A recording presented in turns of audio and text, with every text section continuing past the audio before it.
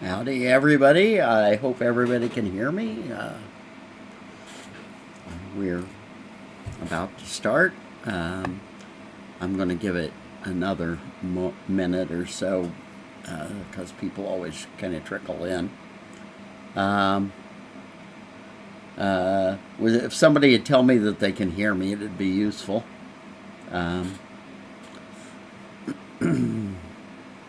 Because otherwise I'll start worrying about my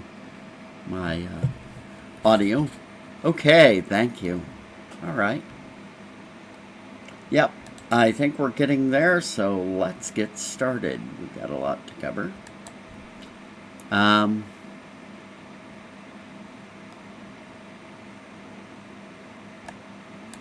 So this is the section on DAFT. DAFT is a treaty that is between the Dutch and the Americans that will. It is a great way to move to the Netherlands. The basics of DAFT are that you move to and live in the Netherlands. You are expected to operate a company and can't do anything else. You must keep 5,000 euros in a Dutch bank account, and then that company can be pretty flexible. What's a company? If I'm a software engineer by trade, so if I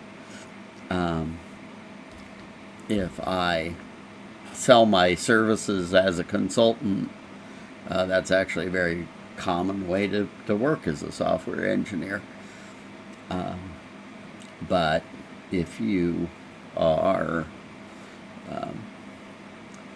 doing something else, you can certainly probably do it as a consultant. If you get a job as a janitor, you can start a janitorial services company. All that's required is that you keep 5,000 euros in an account, and a few other conditions. And I should say, if you have questions, stick them in the chat. I will kind of see when I'll get back to them when we have a bit of a break or reach the end of a section. Okay, there are some conditions that go with DAFT. First of all, you have to be a U.S. citizen. If you are in the U.S. On some other, on a permanent visa or something, this is not going to be available to you. You have to be what's called highly skilled. This generally means either you have a bachelor's degree or you have a commensurate sort of level of skill. So if you are an expert sword maker who has been making swords for 50 years, that's fine, even if you have a high school education. But you need to have but you can't say, yeah, I'm here to work in the grocery store. During the time you're on the DAFT visa, you may not be employed anywhere else as an employee, which you may only work at the company you have. Like I say, that's ameliorated by the fact that your company can do whatever it needs to, and most businesses are pretty comfortable with hiring your company instead of hiring you. There are a couple of other things. You can't have ever overstayed your visa in the Netherlands. You can't give false information, and you can't be a risk to public order and national security. Okay, the process is complicated, so I'm going to spend most of the time going through the process to get to get here.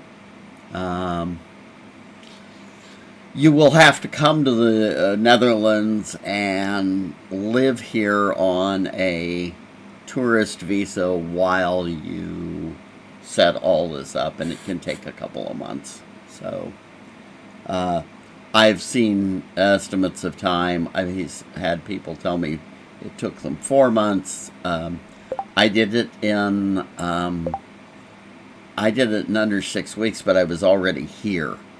So I was already here on a work visa. I left my employer and set up DAFT. Okay, first step is you're going to have to find a place to register. That means you're going to have to either rent a room, or you're going to have to find a flatmate who will let you register with them. And that can be surprisingly hard. There is a housing crisis in the Netherlands. So include in your plans the fact that it may be difficult to find housing.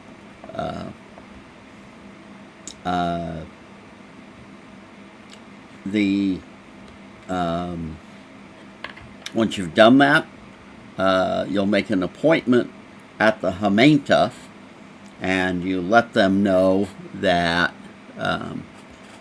that you are a U.S. citizen with an Airbnb or alternate housing, or is a rental agreement required? It is a rental agreement or a lodging agreement. For example, if I share a flat with another trans woman, she's actually the one on the lease. I'm just sort of renting a room from her, basically. And but I could get a letter from her saying that. But an Airbnb will not suffice. Generally, and in fact, if you go to rent, one of the questions you should ask is, can I register here? There are lots of places in the U.S. or in the Netherlands where people will try and rent you that you cannot register. Don't rent those places. So when you make your appointment, say that you're a United States citizen, you are applying for the Dutch-American Friendship Treaty visa. And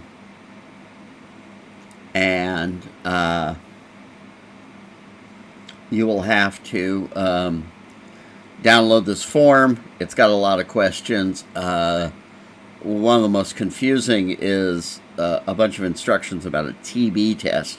You are not required to take that TB test because you're an American. You are also going to have an apostilled birth certificate. Yeah, I can. Hang on.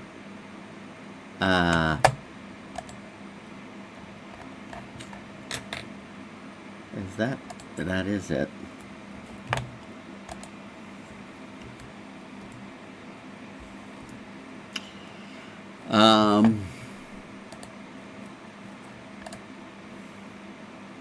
Yeah, there's a bunch of links in here. Good idea. Fortunately, I'm kind of like in present mode and can't easily get to them. Of course, many of us are going to have trouble getting our birth certificates. I came in, I was born in Kansas. I'm a very old trans person in dog years. I transitioned back in the 1980s. Kansas no longer allows you to update your birth certificate, and that kind of leaves me in limbo. So I was rather reluctant to try to get my birth certificate because I thought that might set off having it messed with, because mine is stamped that it's been amended. I explained this to the Memento when I registered, that I had no access to my birth certificate for this reason, that it basically would be dangerous or difficult for me. And so I avoided. They went in the back and sort of, I sat there worried for 15 minutes, and then they came back out and said, yeah, it's fine. But if you at all can, get an apostilled copy of your birth certificate.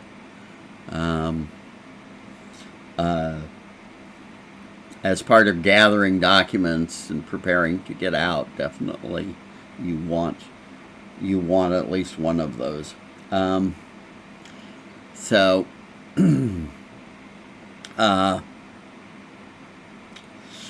then you're going to have to make a decision. You are going to have to make a Dutch company, so you're going to have to file incorporation papers. I do not know. My birth certificate did not, and I don't know of anyone who... I couldn't find anybody who had done the DAFT thing under their dead name. Is apostille different from a notarized stamp? I think most notaries can do the apostille.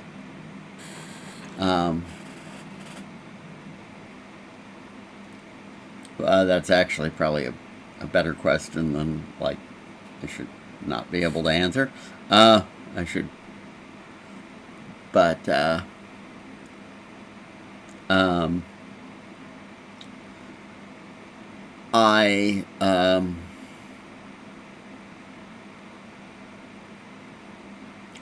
will check it out and figure it out. I'll stick it on social media.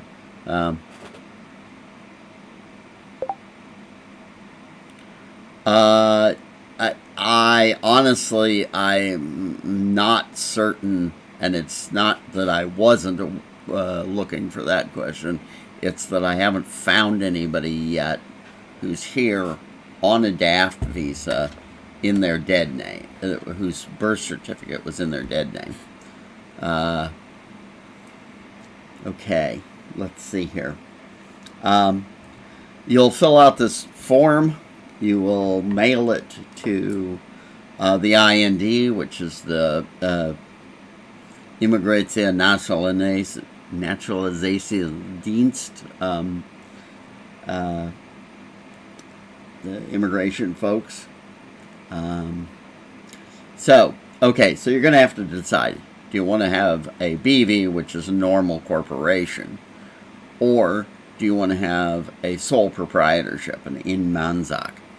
And the difference is, the difference has considerable tax consequences. So if you are making more than about 66,000 euros per year, or expect to be, you should consult with an attorney about which you should do. And that's a complicated question. You'll have to check with an attorney.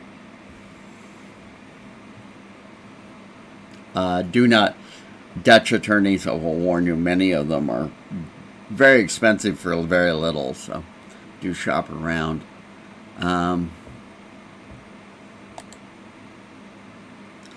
Okay. Hang on. In first steps, you are also going to, when you mail in your DAFT application, you'll be sent a letter, an appointment code.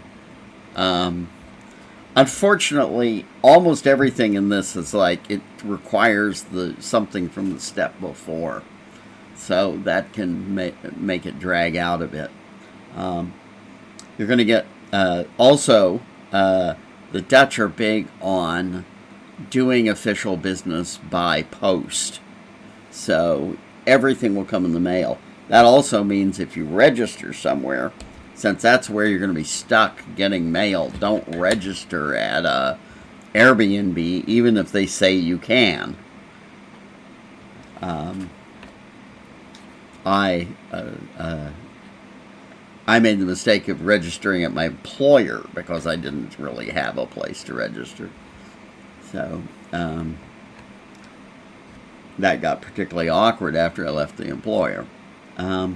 Okay, but you're going to get a letter. That letter will have an appointment code. You'll go on the website and make an appointment for your biometrics.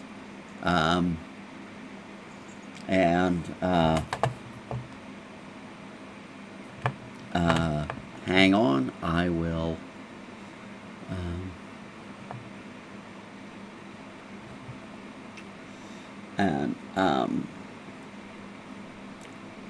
This will actually extend your visa, and so you're going to be safe while this process goes on. You're not going to have a card, so you're going to have the problem that you won't have any way to pay for this thing. So taking a Dutch friend with you can be really useful at this step. Okay. You're also going to have made this appointment. Everything here is by appointments. At first it drove me crazy. I've now come to appreciate it. It's part of kind of the very different way of being Dutch.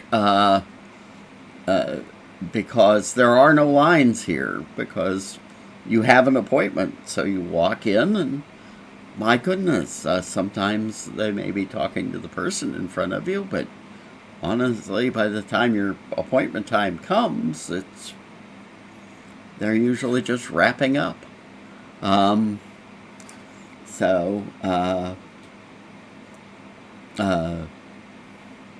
little cultural thing.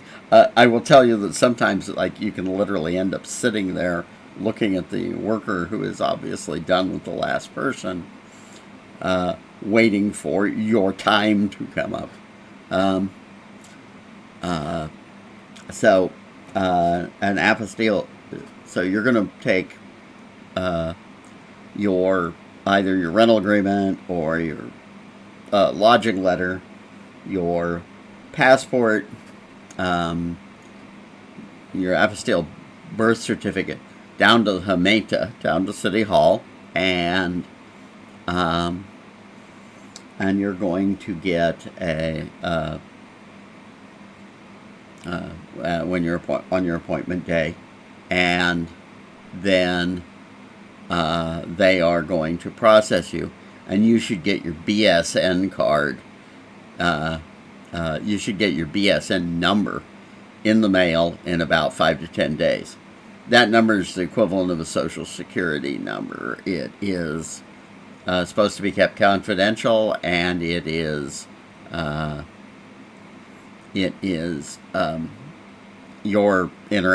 all your interactions with almost anything will require it. So with the BSN number, and you will find that without a BSN number, there are many things you can't do. So life is going to be a little awkward until you get one. Once you have one, you can open the first of 2 bank accounts you're going to need. And usually this is 2 accounts at the same bank. So most banks here, you open a personal account, and then you can go through some process and open a business account.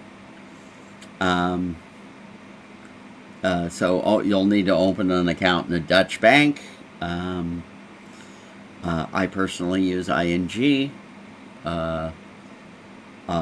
Transrescue uses Bunk. ING has been pretty good for most things. My only complaint is when I initially opened it, they made me go through some very inconvenient security theater to get my password so I could get onto the online. On the other hand, using Bunk has pretty much been seamless, and Transrescue's on Bunk, so we use it extensively. Rabobank, I honestly just don't have as much experience with. I have nothing bad to say about them.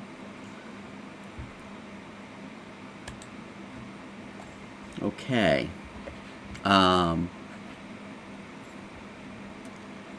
With that done, and your corporation papers in hand, you can, if you have a BV, you're going to have to be guided through this step by an attorney. If it's in non-ZAC, if it's the simpler sole proprietorship, then you can probably do this step yourself. You go to the Kamer von Koophandel website. You print out the appropriate form and make an appointment with the KVK. You go there, and they're pretty good about walking you through the form. It can take a couple of weeks, but they're with all these appointments, I'll tell you that quite often if you check on the morning, if you check on a morning, sometimes there's appointments that have opened up and you can grab an earlier one. Yes, before you get a bank account, you're going to be paying cash for everything, and nobody's really set up for it, and it's a royal pain. I mean, even buying like a soda, buying coffee at the coffee shop is done by a cashless bank transfer system called Ideal. So without that card, it's a real royal pain. There are people here in the asylum system who've been without that card for a long time. It's a real major pain in their life.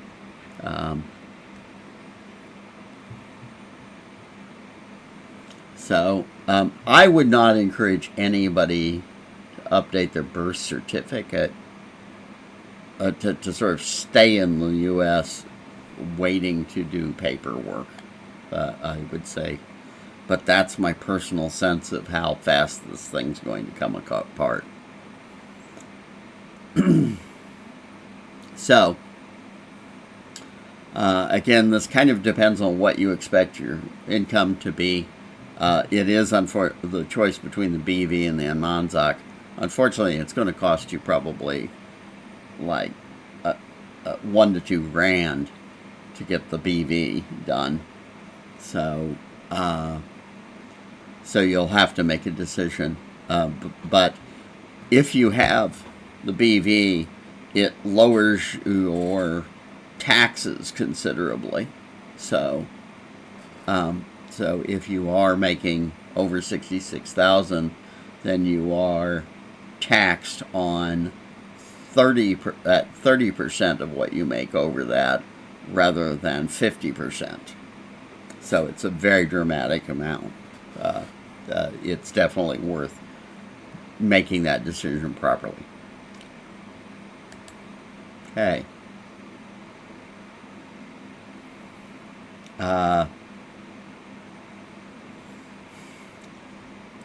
At that point,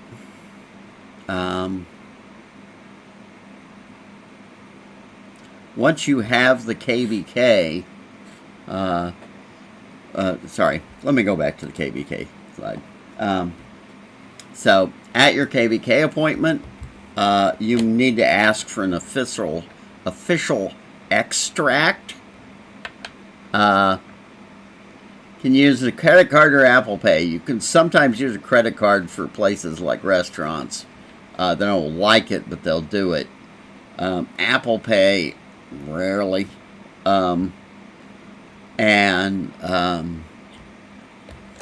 Certainly not for any of this official stuff. They will take Ideal or they will take cash.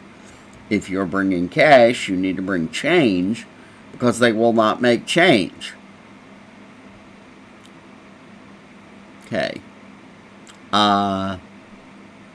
So when you go to the KVK, you'll need to take exact change.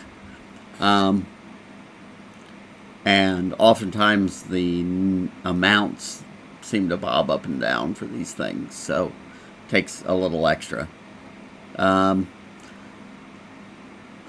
KVK, after your KVK appointment, you will have a number. I believe it actually gets mailed to you. As soon as you have that number, which comes in a couple of days, you have your KVK number. There were going to be two numbers that's attached to your corporation. One is your RSIN number. The other is your KVK number. Do not confuse them. When you have your number, then you are ready to open your business account. You'll need to take 5,000 euros, put it in there, and then never touch that. However, whatever business you are doing should be conducted through this account. So that is, don't let this just become an account that sits there. Instead, if you get paid for working, if you get paid for a consulting contract, deposit into this account and then transfer as needed into your personal account. But do not allow the balance to dip below 5,000.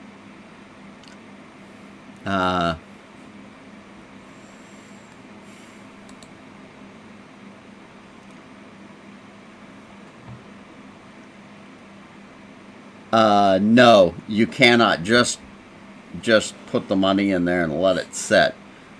You need to show that you need to show to the Dutch that you are actually running the business. You cannot just go do something else. So, all right. You can have, after that, you're going to have an opening statement prepared. This is basically a paper that says you've got 5,000 euros in a bank account, and in some proper form, but you are going to have to pay a certified accountant, a chartered public accountant, a certified financial advisor, or a certified tax professional, one of those people, to prepare the thing for you.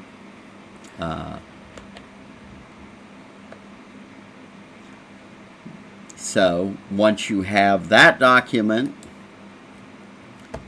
you can take all of your documents and mail them in. When you first mailed in your application, the letter that came back would have told you how to submit all your documents. You now got all your documents ready. You can either mail them in or take them in person.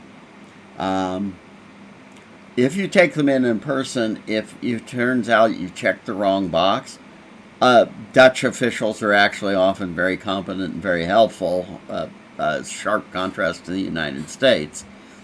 And they'll be helpful. They'll help you fix that. So they do want you to be successful. They're not playing a game of trying to get you to disappear. Particularly with this, because this does bring in money. This scheme does bring in skilled workers into the Netherlands and people who contribute to the economy. So mail may sound like it's more convenient, especially if you have to go to another city to do this, but in person's probably better. After that, you're going to wait, and then a letter will come, and with that letter will be instructions for how to pick up your Verblijfstitel, which is your Dutch ID card. And even if you have a BSN number, you're still going to be finding yourself struggling to, with for many things, you show your Verblijfstitel to. It's the equivalent of a driver's license in the States. So that, so your suffering though is about to end, and so you'll receive instructions how to make an appointment to pick up your Verblijfstitel. You can go pick it up, and now you have a Verblijfstitel. And at this point, you're pretty much able to do anything a Dutch person can do, with the exception of vote and hold public office. You will have to renew your DAFT visa in, I think it's like 7 years, 6 years. I believe it's 6 years. However, by that time, if you have been good about studying your Dutch, you should be ready to apply for Dutch citizenship. So,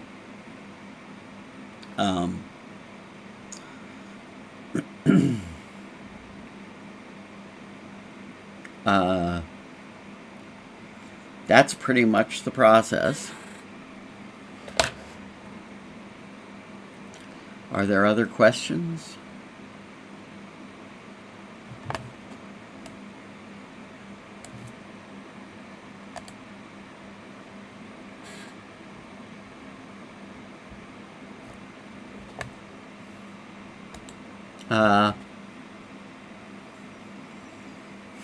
If you happen to be in the cities that I happened to be living in when I went through that part of it, then I'm a resource, because I'm here on a DAFT visa.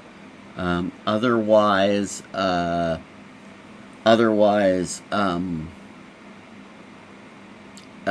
asking sort of expat sites are great.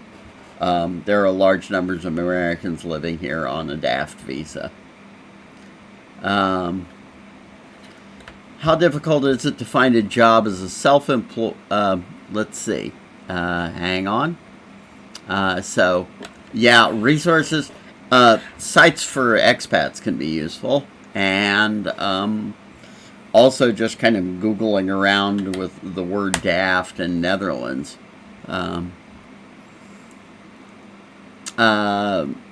Recommendations for accountants, get to know some people in the Netherlands. You're going to have to be here, so you're going to know some people.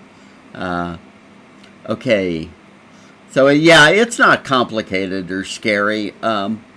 If it feels overwhelming, I actually used an attorney, and frankly, the process turned out to be so simple that I felt a bit like my attorney had soaked me.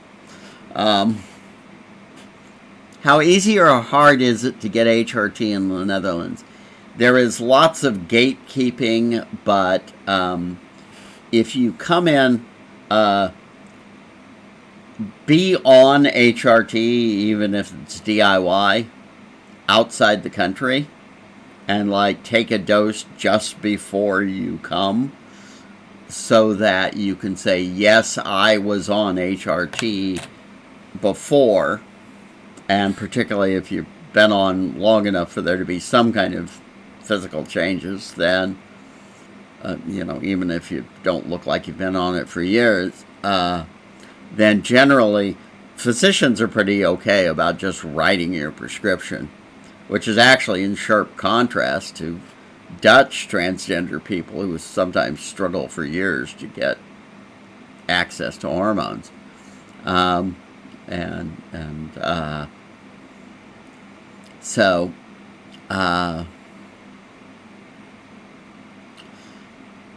But as far as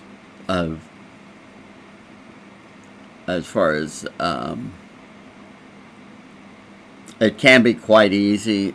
We had a passenger who was kind of passing through the Netherlands, and trans man, and he went in to see a doctor one day.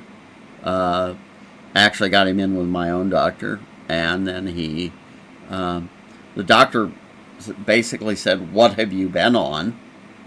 In danger stand, and he said, "Well, here's the stuff," and he actually had a bottle of it, and the doctor said, "Okay, I'll just write you a prescription for this," and the next day we came back to the pharmacy and picked it up. By the way, HRT is basically going to be part of your health care, so it's essentially free modulo. You have to pay for health care. The way health care works in the Netherlands is that you are required by law to have health insurance.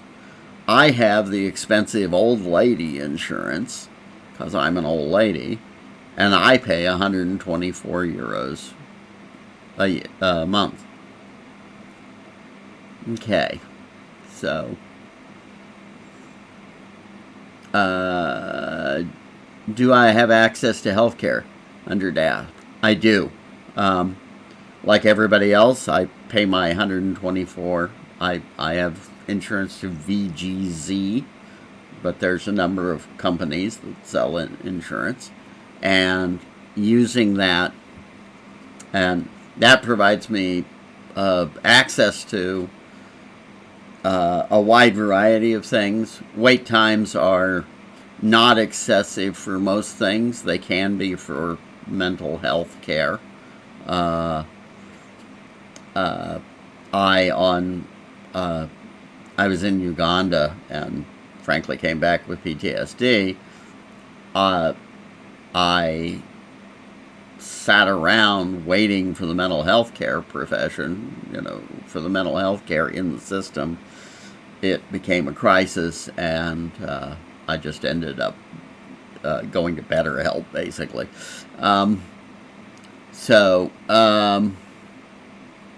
But otherwise, it's generally good. It's fast. Appointments happen really fast. It's quite amazing, and it all works. The Netherlands is cool. It's a society. It's a version of the United States that actually works, and is done right. So what I don't have access to is welfare type programs. If I become impoverished, they will say to me, "Well, then your business is not successful. Go home," and my visa will be canceled. So I can't get on a kind of welfare type program. Let's see. How difficult is it to find jobs as a self-employed contractor in the Netherlands? I know many companies and the U.S. government rely heavily on contractors. But is that similar to the Netherlands? Yes, it is. Contractors are... there's plenty of work if you have a needed skill. I mean, if your only skill is that you kind of know CSS, you may not have the easiest time finding a position. If you have a long, colorful history as a biomedical researcher, you won't have any problem at all.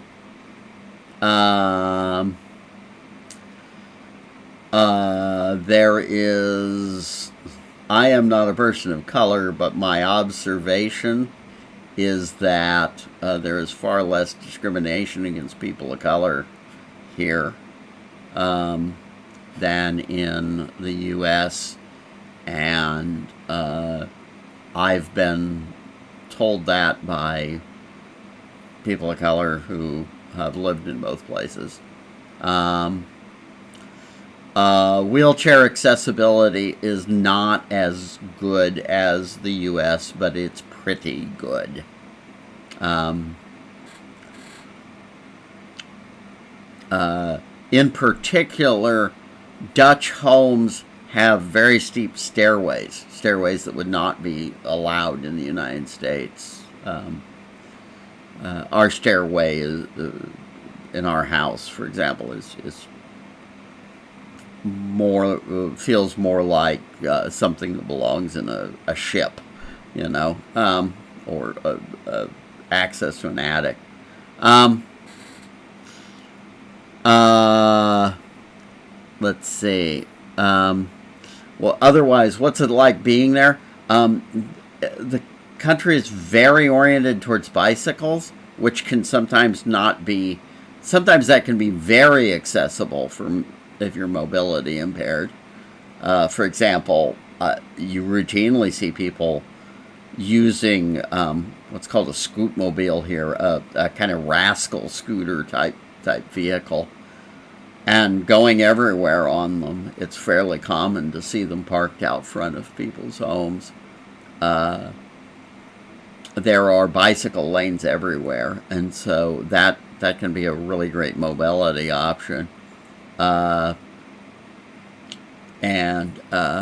on the other hand, I have rather limited mobility. I can walk 100 meters and then I have to stop, and I'm actually improving. I'm getting better medical care. I had a heart attack, and actually after the heart attack they started treating me aggressively, which frankly I think they mostly were just treating things that hadn't gotten properly treated in the U.S. where I didn't have health care. And so I now feel far better physically than I did before I came here. Matter of fact, right now I'm shopping for an e-bike. Let's see. I'm really worried about being able to find housing quickly enough when I don't yet have income. That's actually that is a reasonable concern, and finding housing, even if you have a bucket load of money, is not particularly easy here. There is a very severe housing crunch. In particular, if you're planning on staying in Utrecht or Amsterdam, it's very severe. It's like finding housing in New York City.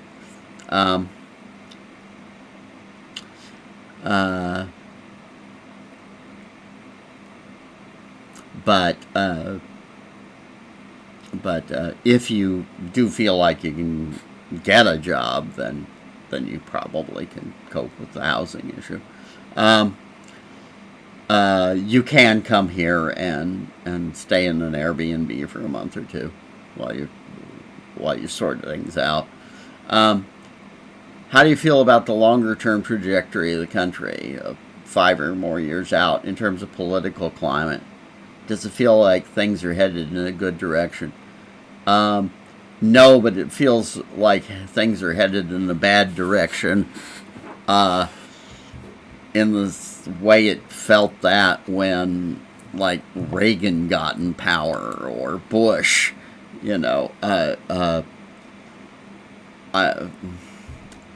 actually the far right is in the government is currently led by the far right, but it's a proportional democracy rather than a first past the post or winner take all type democracy.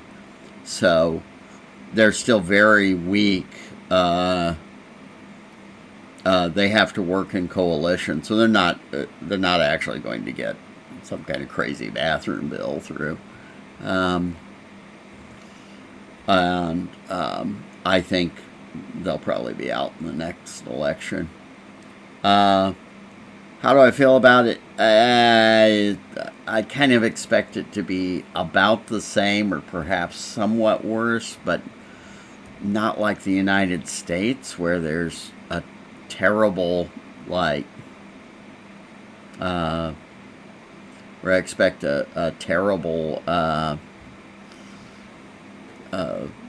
crisis to, where I expect things to go really bad. I'm pretty comfortable and not worried about where I go from here or making any plans. I don't particularly have a safety plan beyond,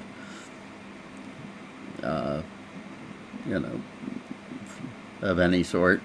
Um, I have an opinion of what a decent income is in the Netherlands in terms of cost of living and quality of life. It's lower than the United States.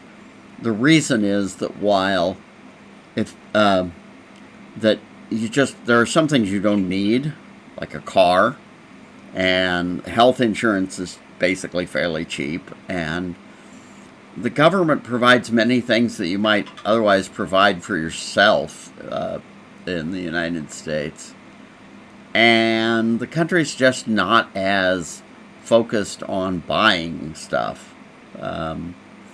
There's a lot more, for example, recreation options that are essentially run by the government or free. So,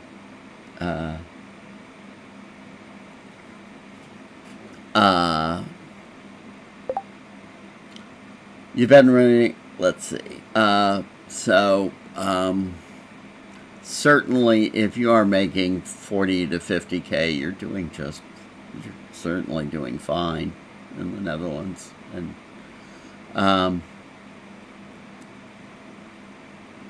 okay, let's see. Yes, I've been reading that the Netherlands is turning right wing. Yeah, this, however, like I say, is more, it's more a case of the one idiot right winger happens to be kind of involved in the government at the moment, but I expect that's more a blip.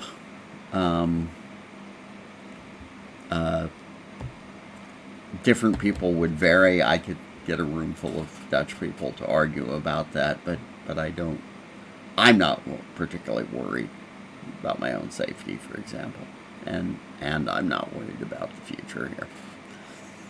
Are landlords willing to rent to people who are in the process of setting up their own business or don't have a steady income but have good saving? This has been an obstacle for us elsewhere. It's going to kind of be an obstacle here. Dutch people are very risk averse. I must say it's a cultural difference. People are very cautious. I've had people tell me that they were. I had trouble renting a place when I had a job because I hadn't been there 2 years. I know somebody who came here and had the money to buy a home, but could get no one to give her a mortgage, and ended up renting. Certainly, it is a local social issue, but it's one that can be overcome.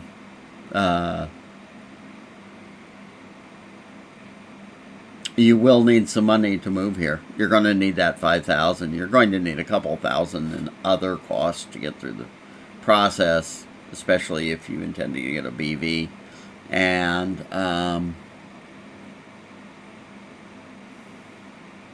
I've seen some companies that help people find places to rent. Are they worth it, do you think? It's not the first thing I would try, but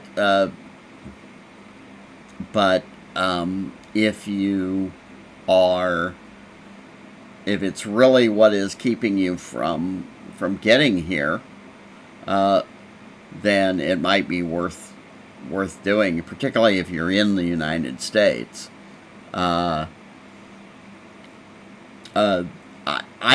I'm having a little trouble imagining them being effective only because I'm used to landlords being very picky about people, and so they want to meet you and so on. If you have savings, honestly, if you have savings, it's not going to be that expensive to come, and you're going to get a lot further, a lot faster. I would say, just you can come here without a visa. You have 90 days. After that, you have to leave for 90 days. But you can come for like 60 days and then go over to the UK and stay somewhere and make frequent trips back. It's not very hard to come between the two. If one of and then you can have a and you can just come back whenever you need to do the steps. And once you're halfway through, once you get that BSN, then you're going to get a visa extension anyway. They will give you another 6 months. Let's see. How's the DAFT program work in regard to spouses? If one of you is here on a DAFT visa, you spouses and children can come on the same visa. You can get a visa as a minor accompanying, as an accompanying minor or as a spouse, and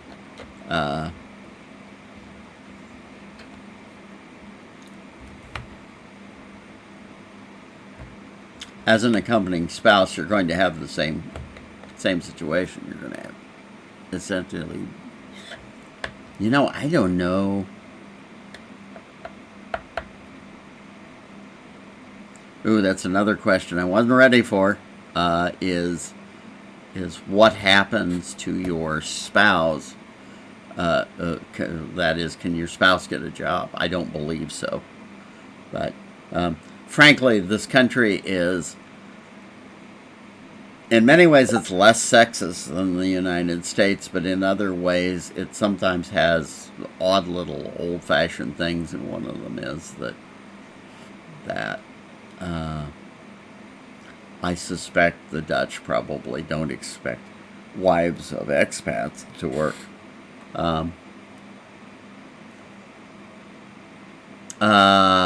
Yes, definitely. If your spouse applies for DAFT, you should have no problems continuing to work remotely for your U.S.-based job. In fact, the simplest thing is your spouse applies for DAFT, and then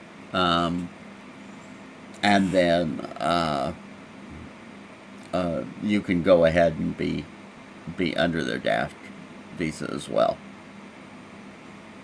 Observations on how non-binary folks are regarded. Much better than the U.S. Everybody's pretty.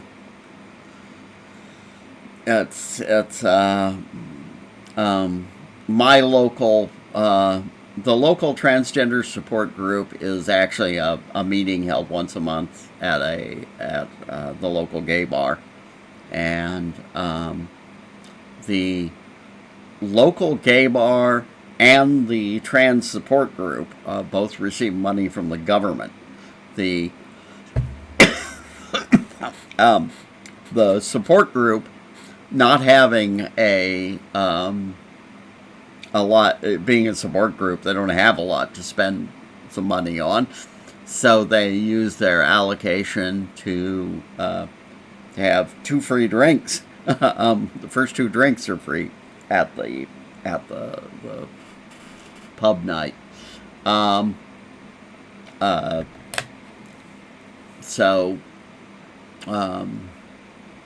I recently got told by prominent local politician that was very proud that Trans Rescue was in Enschede. We're in a somewhat sleepy regional city right on the edge of the country, and so that's the kind of we're well accepted here, and people are. It's very rare to see any kind of transphobia.